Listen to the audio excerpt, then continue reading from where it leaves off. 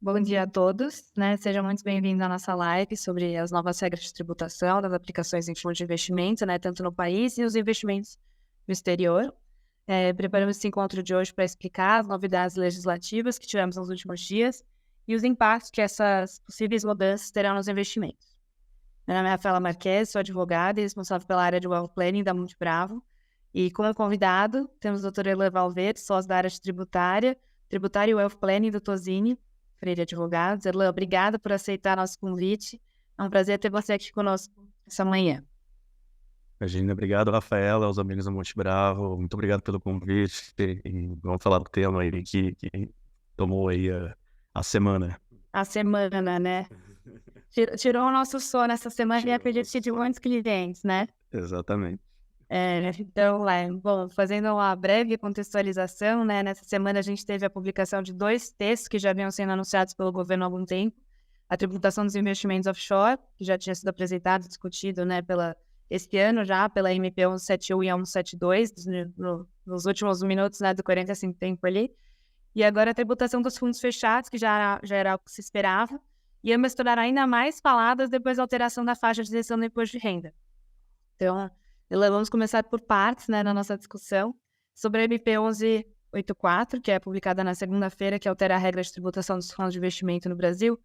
O texto não altera a vida do investidor dos fundos pulverizados, mas sim do investidor dos fundos fechados, que antes contavam com a possibilidade do diferimento do imposto no momento da efetiva disponibilização dos recursos ao cotista. E agora passarão a ser equiparados aos fundos abertos em termos de antecipação do imposto de renda. Conta pra gente, né, qual foi a proposta de alteração, principalmente em relação também ao estoque, aproveitando, né, que você vai começar a falar do estoque também, por favor. Tá legal, Rafaela. Bom, você bem colocou, era uma medida que já era de uma certa forma esperada, até pelo próprio mercado, né? Porque ah, é, é a quarta tentativa de se tributar os fundos fechados, né? Então as primeiras lá na MP 806, projeto de lei 10.037, projeto de lei 2337, essa nova tentativa. Então é algo que está, de uma certa forma, no radar das autoridades fiscais e dos governos, independente da orientação política, há algum tempo. Acho que a principal mudança, você também colocou muito bem, não muda nada para os fundos abertos, os fundos de varejo, que continuam sujeitos ao Come Cotas, né? A, a grande mudança é uma tentativa de equiparar os fundos fechados, alguns fundos exclusivos, ao regime de fundos abertos. Então, hoje, você tem esse benefício do diferimento do imposto nos fundos fechados apenas para o momento em que o rendimento é efetivamente resgatado, né, do fundo, a amortização de cotas, entre outras hipóteses.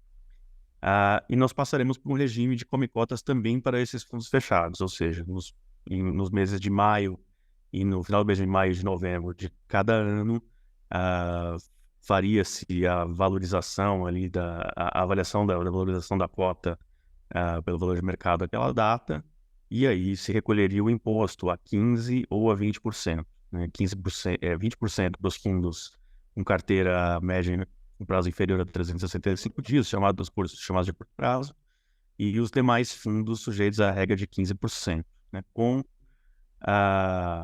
Essa é uma antecipação do imposto, né? Que depois seria complementado na data do resgate, a amortização, exatamente, para a alíquota efetiva, né? Que pode ir até 22,5% em ambos os casos, né? Então você pode chegar um complemento de alíquota até 7,5% nos fundos de longo prazo e um complemento de até 2,5% nos fundos de curto prazo.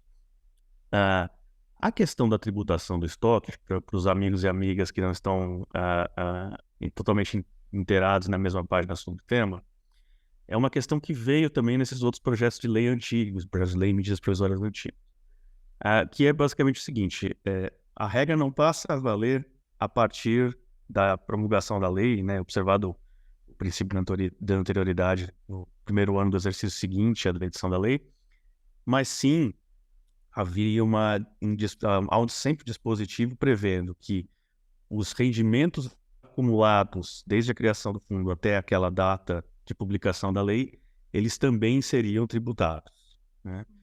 há uma discussão jurídica muito grande em relação a esse tema. Por quê? Porque é uma tributação de maneira retroativa de rendimentos, né? E isso já foi, primeiro, há uma proteção constitucional para que não haja tributação sobre fatos retroativos. Acho que esse é o primeiro detalhe importante, né?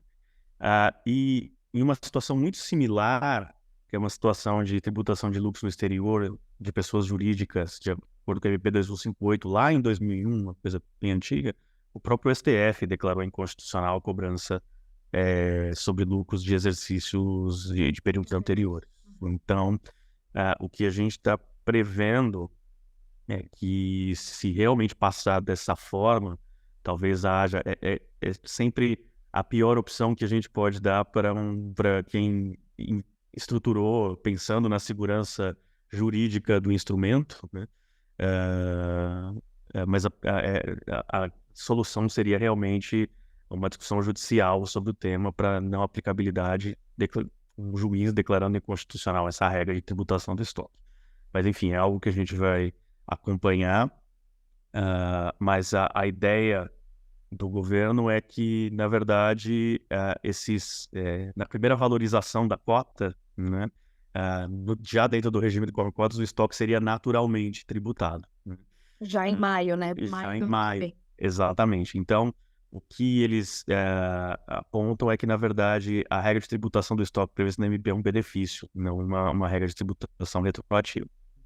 E acho que só falando um pouco sobre a própria regra de tributação do estoque, eu me avancei um pouquinho e acabei falando bastante sobre o modo do advogado, né? Sempre querer falar da inconstitucionalidade, mas o que a regra determina? A regra determina que o estoque ele vai ser tributado a uma alíquota de 15%, com a possibilidade de se parcelar o pagamento do imposto em até 24 parcelas, corrigidas pela Selic, ou existe uma A partir de maio, né? A partir já de maio do ano que vem. a partir de maio do ano que vem, ou ser tributado a uma alíquota reduzida de 10%, nas hipóteses em que o pagamento ele é feito em menos parcelas, de até 6 parcelas. Então, essa é a grande alteração e a grande mudança aí na tributação da regra do estoque, na regra de tributação do estoque.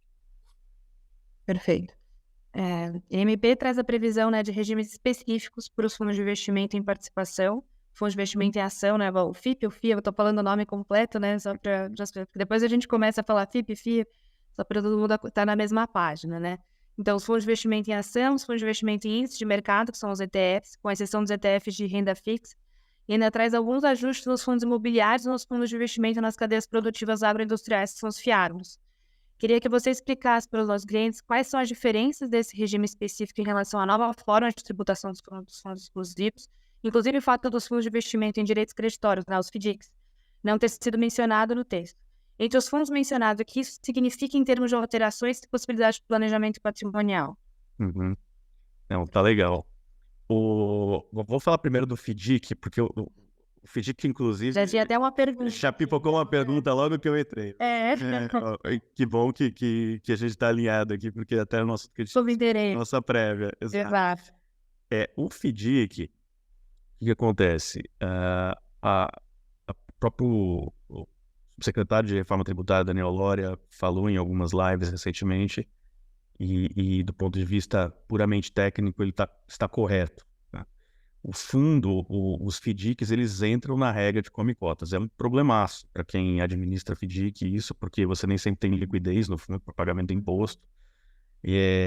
Mas pelo texto atual da medida provisória, os FDICs estariam dentro da regra de come-cotas. O que ele mesmo colocou na live é que isso está na MP, mas está sujeito à discussão, né? Então, eu imagino que haverá uma pressão no setor em relação ao tema, porque, de fato, é uma medida bastante polêmica impor come-cotas em FDIC, mas, da forma como está redigida a MP hoje, o FDIC está lá dentro do come-cotas, tá?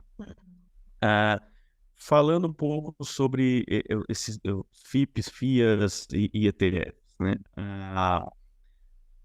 A MP ela cria um regime diferenciado para esses fundos, desde que eles sejam caracterizados que a gente chama de entidade de investimento, né? E aqui é um conceito de entidade de investimento que ele não a MP ela remete a uma legislação que será proposta pelo Conselho Monetário Nacional. Mas a gente não imagina que seja muito diferente do que é previsto hoje para fins regulatórios, Instrução CVM 576/2019. O que é? Profissional. Exato, é o fundo com gestão profissional, em que o gestor tenha discricionariedade sobre os investimentos, em que não haja ingerência do cotista em relação aos produtos investidos, que tenha mais de um cotista, enfim. A gente não espera que seja algo muito diferente disso, tá? Então, em primeiro lugar, esses fundos precisam qualificar nesse conceito de entidade de investimento. O segundo ponto é uma questão de taxa de concentração de carteira, né? Então, não só taxa de concentração de carteira, mas também alguns requisitos básicos. O FIP basicamente essa questão da discricionariedade, de você não utilizar ele para fins patrimoniais, para gestão, etc. O FIA é o mesmo requisito que nós temos atual, não é? De 67% da carteira do fundo ser com ações em bolsa ou ativos similares à ação em bolsa. E o ETF também é a taxa a consideração da carteira de fundos. A composição, né? A composição. Por que é importante essa caracterização desses fundos nesse capítulo da MP? Porque eles estão sujeitos à tributação só no resgate, acho que é o primeiro detalhe. Então, você continua com um diferimento para esses fundos em específico, né? E com a alíquota de 15%. Então, esse é um regime bastante interessante, né? E já bem alinhado com os requisitos regulatórios desses fundos, né? Então, é algo que vem de uma certa forma, regulamentar o que já está previsto na legislação, na parte regulatória. Se o fundo ele não qualifica em um desses FIP, FIA e o ETF, eles não qualificam nesse conceito de entidade de investimento, a penalidade é que ele passa a ser tributado no Come-Cotas, num Come-Cotas diferenciado, a alíquota de 15%. Então, esse é o grande diferencial. Acho que para os tipos de estrutura aqui que se discutem em FIP, especialmente o FIP é o que vamos dizer assim, é o mais comum de não ser caracterizado como entidade de investimento, né? Porque ele é utilizado muito como planejamento patrimonial e sucessório eficiente, né? A legislação não ficou tão ruim, né? Se nós compararmos com as regras antigas, a descaracterização do FIP como entidade de investimento, ela implicava na tributação do FIP como pessoa jurídica, ou seja, pagaria 34% sobre eventuais ganhos. Uma holding, pior cenário aí. Exatamente. Então é como se eu tivesse uma holding. E de uma certa forma, acho que a gente sempre critica quando a medida tem algum ponto ruim, acho que esse ponto ela foi positivo. Perfeito. E até aproveitando, né, que eu acho que eu fiz muitas perguntas numa só, mas do FII e do FIAGRO, a gente teve uma manutenção aí da isenção, né, dos rendimentos, mas mudou um pouco a regra. Conta um pouquinho aí pra gente. Obrigado por lembrar. Imagina. O FII e o FIAGRO, ele teve duas mudanças, eles tiveram duas mudanças importantes. A primeira é que há um requisito de que as cotas, o requisito para isenção era que as cotas sejam negociadas em bolsa e que tenha mais de 50 cotistas. O que mudou foi que as cotas precisam efetivamente ser negociadas em bolsa, então mudou o efetivamente. E o requisito de número de cotistas subiu consideravelmente, passou a ser 500 cotistas, né? Então, foi uma mudança bastante significativa que deve restringir um pouco mais a isenção dos FIIs e dos FIAGROS. Perfeito. Nossa opinião, enquanto área, é que os fundos fechados continuarão, né, fazendo sentido, ainda que seja implementado o sistema de cotas, uma vez que o diferimento fiscal não é a única atratividade, né, desse produto. Seja porque dá oportunidade de acesso ao mercado institucional, uma gestão profissional, além da possibilidade da doação de cotas, né, como forma de planejamento. Ainda mais aproveitando o timing que a gente tem aí pré-reforma, que tá se falando, né, do aumento da alíquota. Então, hoje a gente ainda tem esse teto do Senado de 8%, esse cenário. Mas queria ouvir sua opinião, né? Feita, né, toda essa introdução, né, Uhum. da nossa opinião, mas se essa MP for aprovada, né, podemos dizer que dentro da construção de um portfólio, talvez os fundos fechados passem a ter uma atratividade menor, em comparação, principalmente, a fundos de previdência. Uhum. Que você acha, né, disso e qual é a sua opinião, né, sobre os fundos fechados no futuro? Eles de fato eles perdem esse, vamos lá, acho que o fundo fechado ele tem, não, como você bem colocou, não é só um benefício tributário, né? Ele tem o benefício sucessório, ah, um benefício de proteção patrimonial, enfim, existem outros aspectos que vão além da questão tributária, né? Então você perdeu um dos pilares do fundo, né? De fato, ele deixa de ser atrativo, né, quando a gente compara com outras opções de investimento, né? Inclusive, previdência que você comentou, Fela, eu acho que talvez seja a grande tendência nesse contexto aí, pensando na aprovação dessa medida provisória tributando os fundos fechados, assim como a tributação de investimentos no exterior.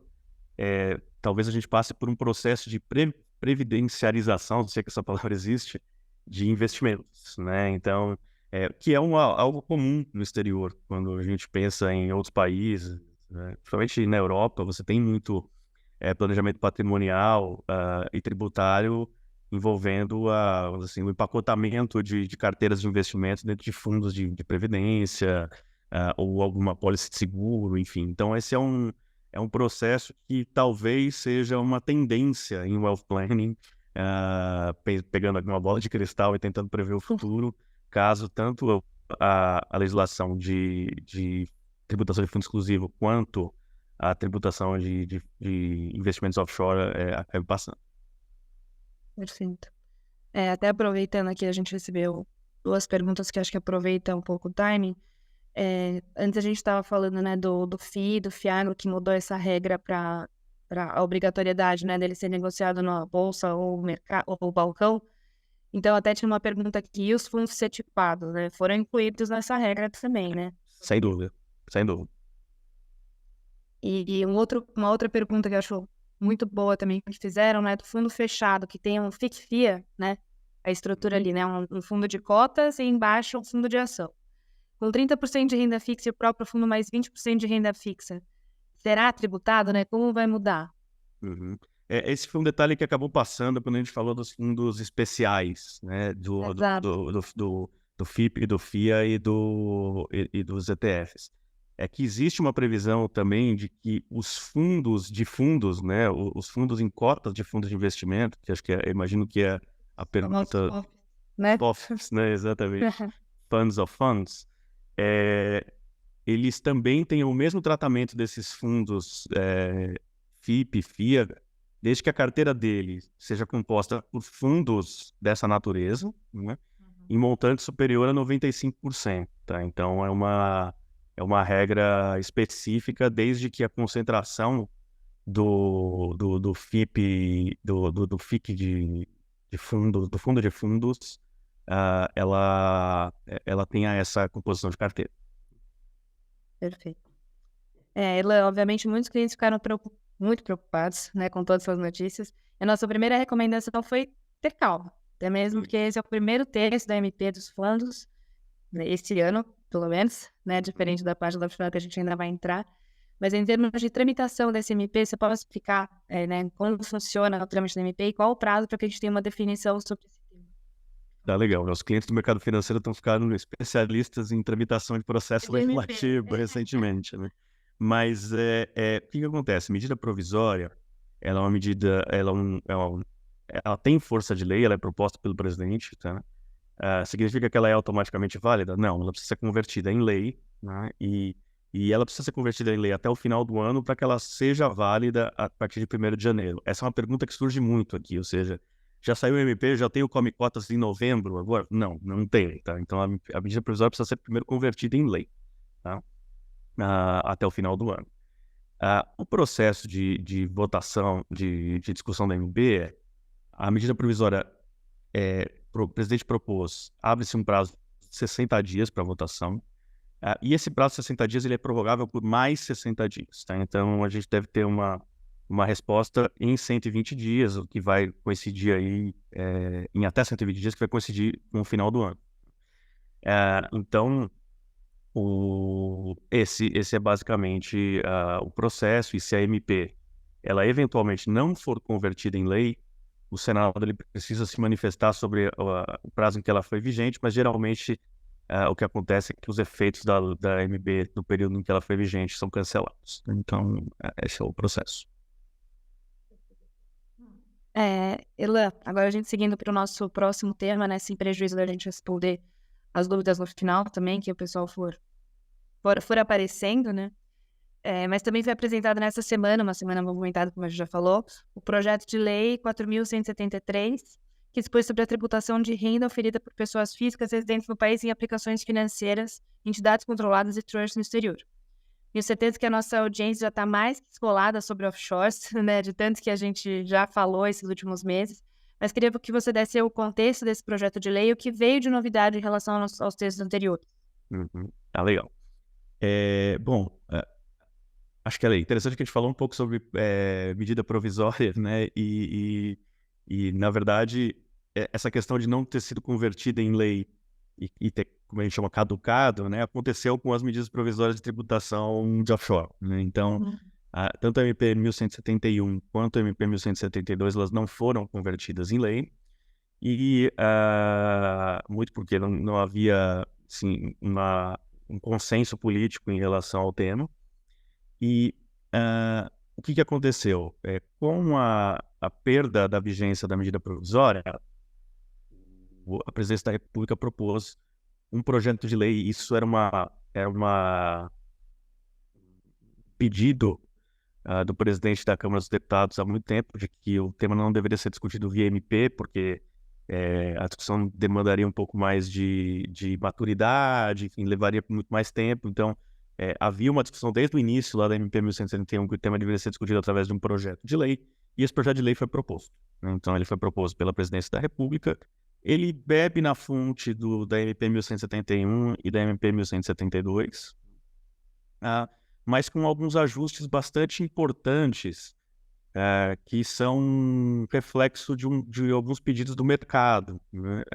Porque acho que vocês, os amigos e amigas aí da Monte Bravo, lembram bem que a ideia da MP 1171 e da MP 1172 é tributar a aplicação financeira no exterior, detida pela pessoa física diretamente no exterior, ou através do planejamento que é o mais comum de offshore, né? De você ter uma empresa em BVI, Bahamas ou qualquer um desses paraísos fiscais, para que empresa, faça os investimentos e você tenha o diferimento na tributação dos lucros que são oferidos ali na offshore, né? A ideia é que, e é uma ideia que é alinhada com regras internacionais de tributação de lucros no exterior, é que quando essa empresa ela não é tributada, que é o exemplo das offshores, ou quando ela não tem uma renda ativa considerável, renda ativa, renda de lucros de atividades operacionais, etc., os lucros dessa empresa sejam capturados, né, sejam tributados pela pessoa física como se fossem oferidos por ela própria, né? Então, é uma ideia de tributação anual de lucros de offshores. Existia muita discussão, e eu era muito crítico de uma ideia do governo de tributar os lucros da offshore de acordo com as regras contábeis brasileiras, né? Então, por que isso era preocupante em certa medida? Porque, por regra contábil, você e o Brasil, a regra pedia uma preparação de um balanço de acordo com as regras brasileiras de contabilidade, né? Então, quando a gente pensa em contabilidade brasileira, padrão IFRS, né, o padrão IFRS ele é abundante em reconhecimento de ganhos sem realização efetiva, né? Ou seja, eu reconheço uma receita da valorização de um ativo, seja ele um ativo financeiro, ou um ativo, enfim, um investimento mais a longo prazo em empresa, etc. Se eu tenho essa valorização e essa valorização é reconhecida em resultado na contabilidade, consequentemente eu teria que tributar esse lucro não realizado na pessoa física. havia uma discussão e todo mundo que é prestador de serviços fiduciários e constitui essas offshores, de que você não precisa reconhecer tudo em balanço, que existem regras contábeis que permitem você diferir contabilmente o reconhecimento da receita, mas era algo que você acabava tendo respostas conflitantes, né? Então, alguns contadores entendem de uma forma, alguns outros contadores entendiam de uma forma, e a lei não trazia essa proteção contra a tributação de lucros não realizados. Houve a gente, de novo, a gente critica quando é justo e elogia quando é válido. Acho que teve uma preocupação muito grande, especialmente da Secretaria de Reforma Tributária, de entender as preocupações do mercado, né? E essa da tributação do lucro não realizado era uma delas. E o que esse projeto de lei trouxe de novo para evitar essa discussão da tributação do lucro não realizado? Foi o de criar um regime alternativo a esse de tributação dos lucros contábeis da offshore, né? O que é esse regime? É um regime que a gente chama de transparência fiscal, ou seja, você trataria os investimentos da offshore como se fossem detidos diretamente pela pessoa física, e aí eles seriam tributados na regra de aplicação financeira detida pela pessoa física, ou seja, pelo regime de caixa, só quando os investimentos forem efetivamente realizados, né? Então, esse regime alternativo foi um regime bastante positivo do novo projeto de lei, o projeto de lei 4173 de 2023. Então, acho que é algo que veio, enfim, para melhorar essa legislação caso ela passe. Há uma segunda mudança bastante relevante, há algumas outras mais procedimentais que acho que não convém a gente mencionar aqui, mas duas outras, na verdade, bastante relevantes no PL 4173. A primeira, e isso é algo de uma certa forma inédito, né? E nos investimentos que são detidos por pessoas físicas diretamente, foi autorizada a compensação de perdas com lucros. Então, caso haja um resultado negativo numa operação, você pode compensar essa perda com outros lucros de outras operações. Desde que você... Inclusive, um dos grandes motivos a gente sugeria usar offshore. Exato. Exatamente. Né? Para aquele cliente que tem uma posição muito ativa no mercado de bolsa, né? Por exemplo, ou em qualquer outro mercado de renda variável, é óbvio que você precisa de instrumentos para admitir a compensação de perdas e lucros, né? Então, a offshore era muito utilizada para isso, e agora você pode usar no regime de aplicações financeiras detidas diretamente pela pessoa física. E na nossa visão, se você opta por esse regime de transparência fiscal da offshore, você também teria os direitos de utilizar esse regime. Então, acho que essas duas mudanças foram muito positivas, né, para tentar sofisticar ainda mais essa proposta de alteração legislativa. Uma outra, e acho que o último destaque, talvez, que eu faria em relação ao PL 4173 é a questão da tributação dos lucros, né? Por quê? Havia uma discussão desde lá da MP 1171, quando o tema foi proposto, em relação às diferenças cambiais do lucro tributado e do lucro distribuído, né? Então, explicando um pouco melhor. Desde lá do início da MP, e a espinha dorsal da MP foi copiada nesse projeto de lei, havia uma previsão de que esses lucros de offshores eles seriam automaticamente tributados em 31 de dezembro de cada ano, né, convertidos para a taxa de dólar ali do momento da tributação. E havia uma previsão, ainda há essa previsão, de que o lucro que foi tributado, ele passa a ser acrescido ao custo de aquisição da offshore na sua declaração de ajuste anual. E esse lucro, e essa valorização do custo de aquisição, quando ela era distribuída de volta para o contribuinte através do dividendo, uma redução de capital, o que é que seja, ele não seria tributada novamente, né? Então, esse era o texto da medida provisória. Mas outra questão que o mercado se levantou desde o início, eu também era um dos críticos dessa medida, é o seguinte: se eu tenho uma tributação automática, imaginemos aqui que a MP tivesse em vigor e eu tributei lucros em 31 de dezembro de 2023, com uma taxa dólar de 2, tá? Só para simplificar aqui, não estou tentando prever o câmbio aqui. Mas ia ser ótimo. Mas enfim, imagine que você fecha o ano com uma taxa de 2, né? Você tributaria no cenário de um lucro de $1 milhão, você tributaria $2 milhões no Brasil, né? Quando imagine que daqui 10 anos você distribua aquele lucro, mas na verdade o dólar no momento da distribuição era 3, né? Então, essa valorização, né, eu distribuiria $3 milhões.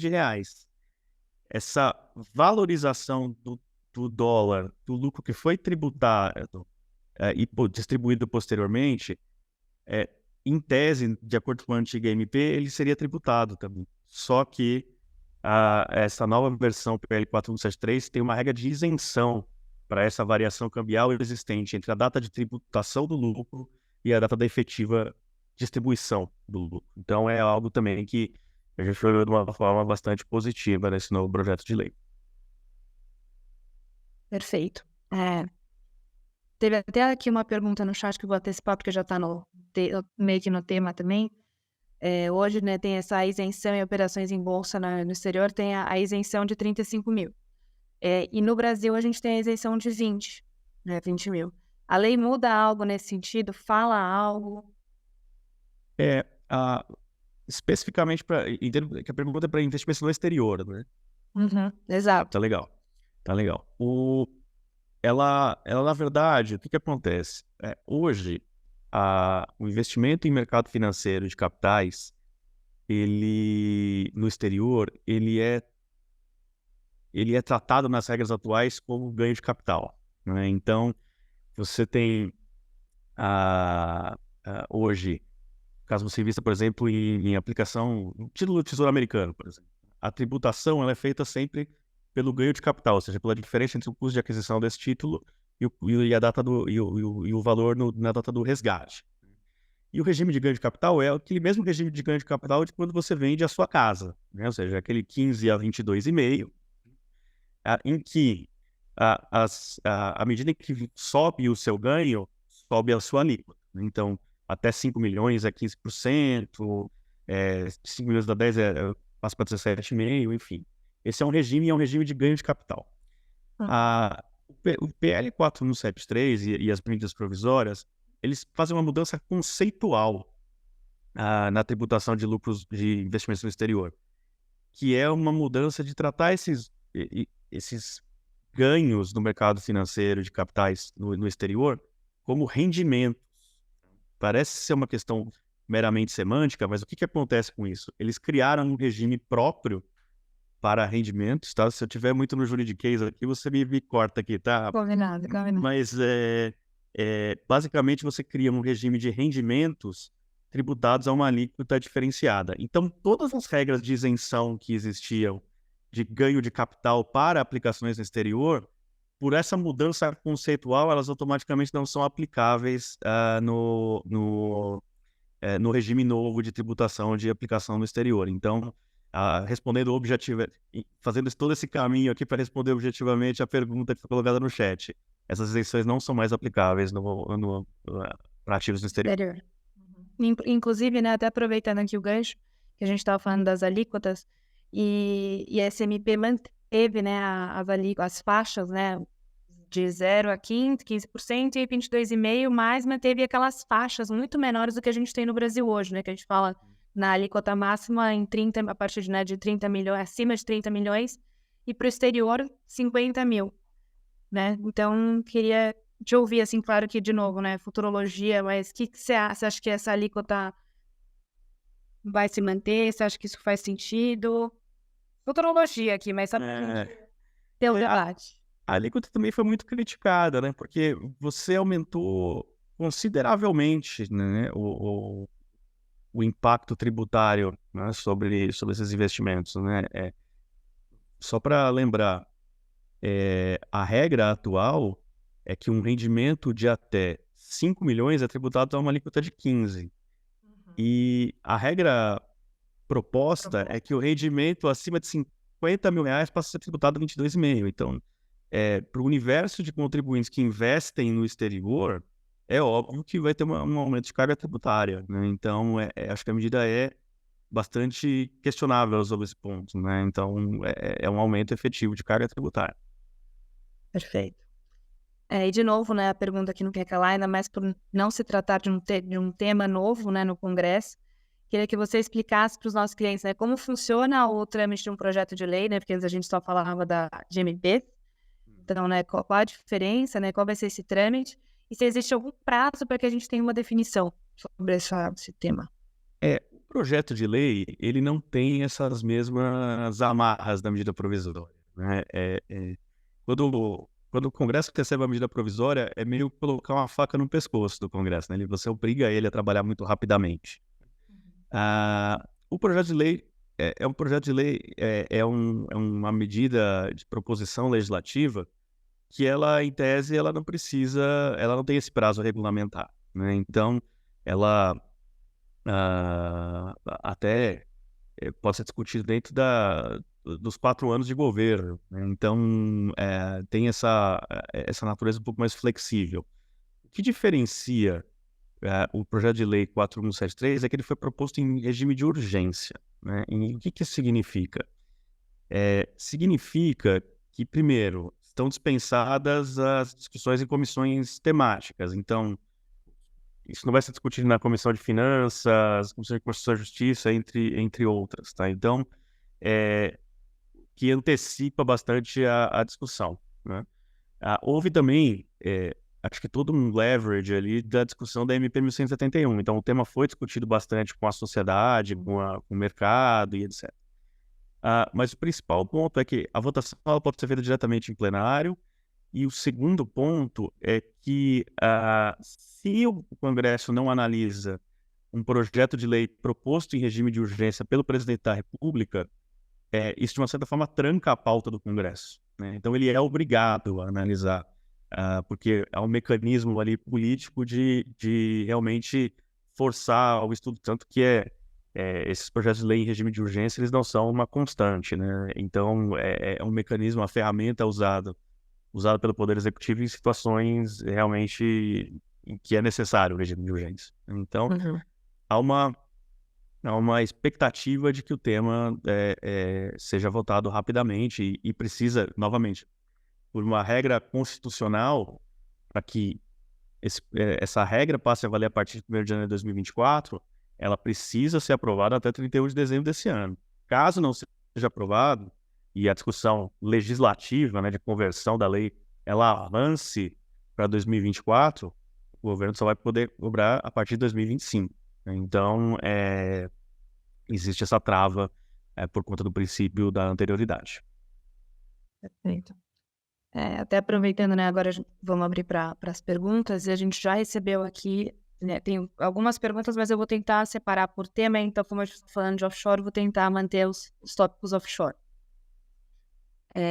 Mandaram aqui, né, nesse caso da mudança do ganho de capital para rendimento, no caso de bolsa, será também retroativa a 2023? Explica um pouquinho aqui para a gente, né, como vai funcionar essa regra. Daquilo que foi realizado, ou seja, que foi vendido, posição em bolsa que já foi vendida, não se aplica para 2023, tá? Agora, você tem uma discussão que a posição em bolsa que você construiu agora, se ela for realizada em 24, aí a regra nova passa a valer. Então, não existe isso que os americanos chamam de grandfather rule, né? De você tratar o passado nas mesmas regras do passado, né? A regra passaria a valer a partir de 2024 para as operações, inclusive, constituídas no passado. Exato, e também até, inclusive, como que esse ganho está declarado, né? Voltando, né, ao ponto que você tinha mencionado com pontos positivos, né? Esse ativo, essa liquidez, eventualmente, a gente já está falando de um ganho, está declarado dentro do offshore ou se vai ter essa possibilidade, né, da transparência, você vai declarar e no final vai ser tributado também, né? Quanto no final do resultado dessa offshore. Exatamente. Acho que esse é um ótimo ponto, tá? Acho que o comentário vale desde que a posição tenha sido feita diretamente pela pessoa física, né? Claro, se a gente tiver isso dentro da offshore, aí a regra é de tributação de offshore. Do ano, exato, exatamente. Outra pergunta aqui, sobre os investimentos offshore, como ficou essa questão? Aqui é da questão da variação cambial, se ainda existe o limite, e também da alíquota mais baixa que os 10% sobre estoque. Se tem alguma possibilidade aí de discussão. A alíquota inferior para o estoque, ela permanece, né? Com uma diferença que a regra antiga ela dizia que você podia atualizar qualquer ativo. Claro, existiam algumas exceções, pedra preciosa, enfim, algumas regras específicas. Ativos que não tenham sido declarados, enfim. Mas você podia atualizar até 31 até 2022, né?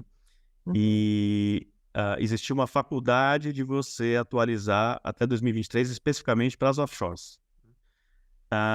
Agora, a ideia é atualizar até 2023 para todos os ativos. Então, essa é a única alteração na tributação do estoque, tá?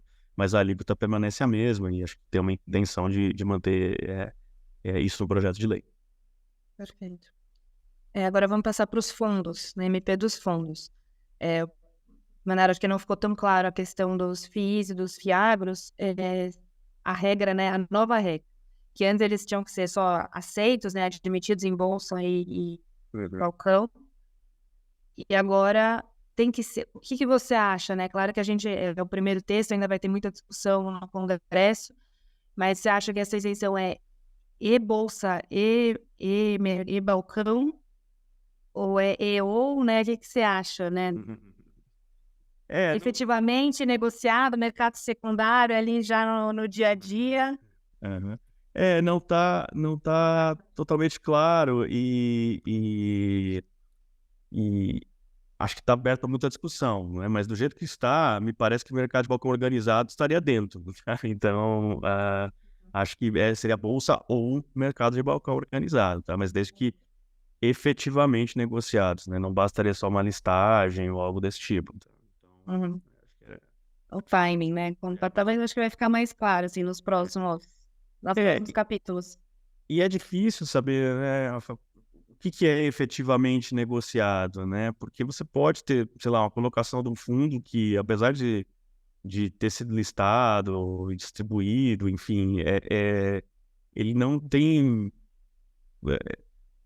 negociação efetiva, né? Ou seja, eu não tenho assim, trocas em relação àquele ativo, né? Então, efetivamente traz uma subjetividade muito grande, né? Então, acho que a gente precisa ver como é que isso evolui, se vai ter requisitos para comprovar que é efetivamente negociado, mas enfim, acho que isso está bem aberto ainda. Eu acho que isso é muito comum, né? Você procura numa MP um texto mais aberto, e aí ele ser lapidado, né? Agora, com a proposição da medida provisória, abre-se o prazo para emendas, né? Então, lá na MP das offshores, por exemplo, tinham 106 emendas. Propuseram em 15 dias diversas emendas. Acho que o mesmo vai acontecer. O setor vai se organizar, vai através das associações, enfim, e aí esses temas serão mais discutidos no detalhe. Perfeito.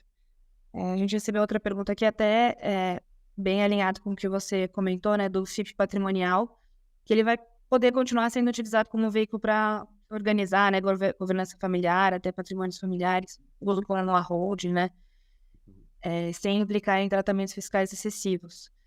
Você acredita numa adaptação dos modelos exclusivos atuais, né, que hoje em dia é muito mais FII, FIC, né, o multimercado e o cotas, em FIA ou FIP? Você acha que vai ter essa migração aí do mercado? Eu acho que sim. Acho que no fundo patrimonial é interessante que ele foi reconhecido realmente essa natureza dele como organizador de patrimônio, né? Acho que as propostas anteriores em que você tributava como pessoa jurídica, elas traziam uma consequência adversa muito grande para essas estruturas, né? Então, eu acho que sim, esses instrumentos vão ser mais utilizados e que bom que eles sejam utilizados da maneira correta, né? Tem uma alteração que a gente acabou não falando ali quando passamos nas regras gerais de fundos de investimento, desses fundos de investimento especiais, de entidades de investimento, que é a regra de não tributação dos ajustes a valor de mercado dos investimentos, né? Então, para tentar traduzir um pouco mais aqui.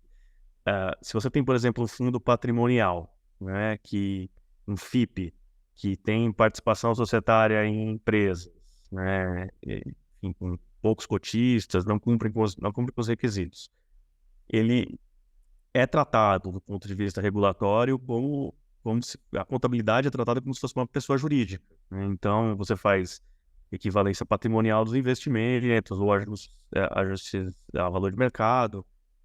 Todos esses ajustes, eles não são, por uma regra proposta na medida provisória, eles não são tributados dentro do regime de come-cotas, né? Então, eu tenho o FIP, ele é descaracterizado, ele é come-cotas, mas toda essa valorização contábil do ativo, ela não é tributada lá no come-cotas. Isso acaba gerando uma espécie de diferimento, né? Ou seja, Sim. toda essa... Ele até traz esse conceito de subconta, né? Exatamente, bem lembrado, você precisa, essas contrapartidas de ajuste, elas precisam ser controladas numa subconta específica, enfim, aqui é coisa bem de contador, tá?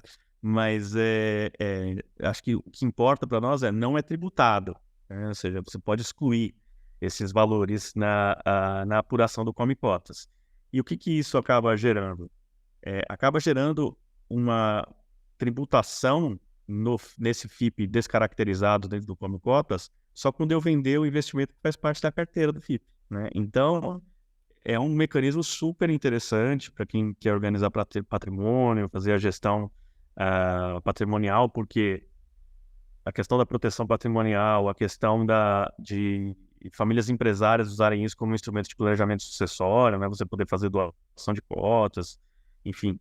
E mesmo um FIP não uma entidade de investimento, um FIP patrimonial, ele pode ter um certo nível de profissionalismo e governança, né? Então, traz uma roupagem diferente para o investimento. E caso você pense em vender as ações no futuro, passar por um M&A ou algo do gênero, tributado numa alíquota de 15%, né? Então acho que alternativas de planejamento bem interessantes para famílias empresárias, entre outras, outros investidores de startup, enfim, esse pessoal que usa do FIP como um instrumento patrimonial. Perfeito. Mais uma pergunta aqui. Acho que a gente tem mais duas, acho que a gente consegue. Pelo tempo, acho que a gente consegue. Não quero passar muito do horário também, porque a gente já se comprometido com a hora. Em termos de... na MP dos fundos, né? O que mudou em termos de reorganização societária, né? Que a gente teve algumas considerações ali também. E essa pergunta é boa. Será possível a transformação de um fundo de investimentos multimercado, né? Um FIM, em FIA? E acho que até é legal você falar esse ano e no próximo, se essa MP passar, né? Vamos lá. Acho que reestruturação de fundo é um tema juridicamente não polêmico, mas não muito regulamentado, né? Então, existe uma discussão de quando você cinde, funde, incorpora, transforma um fundo, se esse ato, né, ele é tratado como disponibilização dos rendimentos para os cotistas, né? Então, essa era a grande discussão pela falta de regulamentação do tema, apesar do tema ter sido indiretamente tratado ali na Instrução Normativa 1585, que o pessoal do mercado financeiro conhece muito bem, que aqui regulamenta todo o mercado financeiro de capitais do ponto de vista tributário. O que acontece? A medida provisória, ela determina que as reestruturações de fundo, a partir de 1º de janeiro de 2024, elas passam a ser tributadas. Então, caracterização realmente como disponibilização dos rendimentos do cotista. Tá? Acho que talvez até o ponto polêmico aqui da medida provisória é que ela determina que existe também incidência de imposto de renda na fonte na fusão, cisão, incorporação, transformação de fundos em 2023. É uma tentativa também de pegar o passado, tá? E aí eles colocam algumas exceções, né? A primeira exceção é que se o fundo ele não está sujeito à tributação periódica nos meses de maio e novembro, ou seja, ele não está dentro do come-cotas, né? Ele também estaria fora dessa regra. E a segunda se eu mudo para um fundo que a alíquota no resgate é maior ou igual a do fundo que eu estou hoje, eu também tenho a isenção, né, dos rendimentos. Então, foram criadas essas regras. Eu acho que para a regra de 2024, acho que veio a regulamentação, né, que do ponto de vista jurídico, que não existia, mas para essa de 2023 acho que cabe a discussão aqui, porque é uma tentativa também de pegar do passado. Perfeito. Tentativa aí de antecipação, né, de arrecadação. O pessoal está preocupado com os FDICs aqui. Claro, né, a gente já comentou, mas só dando uma repassada, né, que eu acho que vai ser até legal você dar a sua opinião, que a gente estava conversando antes, né, dos FDICs, se eles entram ou não. Óbvio que o Lória deu a entender que estaria englobado, né, na falta do de dizer entraria, mas acho legal você trazer suas considerações sobre as regras próprias, né, do instrumento, do veículo. E a pessoa perguntou, né, algum impacto esperado sobre os fundos de crédito que adquirem os FDICs, né? Então, acho legal você dar sua opinião que você estava comentando antes. A notícia é ruim, eles estão na mesma regra, né? Então, mas eu acho que existe essa abertura aparente deles discutirem a questão dos FDICs, né? Acho propor tributação de FDIC dentro dessa regra de cobre-cotas é um pouco não conhecer muito bem como funciona o mercado de FDIC, né? Então, eu acho que essa parte, e aqui também de novo na bola de cristal, eu acho que essa parte vai ser sujeita a ajuste, porque o mercado vai reclamar bastante. Eu acho que foi uma regra que eu acho que não é nem e não me entendam mal aqui, não é uma má fé ou algo do gênero, tá? Foi uma imprecisão legislativa mesmo, né? Acho que os FDICs deveriam ter um tratamento diferenciado e eu acho que vai acabar evoluindo para esse lado, tá? Então, mas acho que do jeito que está hoje, se passasse, seria pego também os fundos de crédito. Perfeito. Bom, até cumprindo aqui com nossos horários e as perguntas aqui pelo menos as que eu olhei, né, a gente já esgotou todas, algumas repetidas, então eu tentei ao máximo otimizar aqui o nosso tempo. Tivemos uma conversa, né, super rica sobre essas possíveis mudanças, tanto sobre os fundos exclusivos quanto nos investimentos offshore. E vamos continuar acompanhando, né, porque tenho certeza que nas próximas semanas, espero que não tão ativas quanto nessa, espero que um pouco mais cadenciada, né, por favor, pelas nossas boas noites de sono e bem-estar. Mas gostaria de agradecer a sua participação, Erlan. Obrigada pela disponibilidade, parceria e conversa, né, super esclarecedora. Imagina, eu que agradeço, obrigado, e agradeço aos amigos e amigas da Multiprava pelo espaço e pela atenção nessa 1 horinha. Obrigado. Imagina, obrigada a todos que assistiram a live. A ideia aqui era passar, né, pelos principais pontos do 2Ts, dar uma visão geral para os nossos clientes, mas também gostaria de colocar nosso time de Boa Planning à disposição dos nossos clientes para uma avaliação de cada caso. Eu sei que esse tema gera muitas dúvidas, né? Os 2 temas geram muitas dúvidas, sim. Então estamos aqui, contem conosco. O Erlan também é um super parceiro. Se alguém der sorte ainda mais em São Paulo ou, né, outras cidades, a gente sempre leva o Erlan para todos os cantos. Mas é isso, Erlan, super obrigada de novo. Obrigada a todos que estão assistindo. Tenham todos aí uma boa quinta, um bom resto de semana. Obrigado, pessoal. Bom dia. Obrigada, viu? Tchau, tchau. Tchau.